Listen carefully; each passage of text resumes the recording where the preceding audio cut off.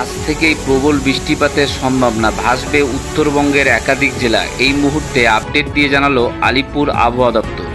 আজ থেকে জলপাইগুড়ি আলিপুরদুয়ারে অতিমাত্রায় বৃষ্টিপাত হতে পারে, 200 মিলিমিটারের বেশি বৃষ্টি হতে পারে এই দুই জেলায়। অতি ভারী বৃষ্টি হবে দার্জিলিং, কালিম্পং, কুচবিহারও। ভারী বৃষ্টিপাতের সতর্কবার্তা থাকছে উত্তর দিনাজপুর জেলাতেও। বৃহস্পতিবার বিক্ষিপ্তভাবে দু এক জায়গায় ভারী বৃষ্টি হতে পারে। বিক্ষিপ্তভাবে ভারী বৃষ্টি ওই দিন হবে আলিপুরদুয়ার, জলপাইগুড়িতেও।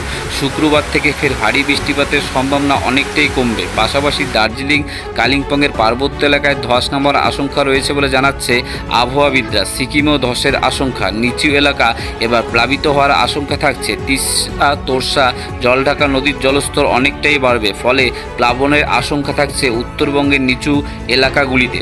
উত্তরবঙ্গে বৃষ্টি হলেও দক্ষিণবঙ্গে কিন্তু বাড়বে অস্বস্তি। তাপমাত্রা স্বাভাবিকের তুলনায় বেশি থাকবে, জলীয় বাষ্প বাতাসে বেশি রয়েছে, বাড়বে আর্দ্রজনিত অস্বস্তি। বজ্রবিদ্যুৎ সহ হালকা থেকে মাঝারি মাত্রায় বৃষ্টিপাত হতে পারে দক্ষিণবঙ্গের নদিয়া, উত্তর দক্ষিণ 24 পরগনা, পূর্ব পশ্চিম মেদিনীপুর জেলাতে।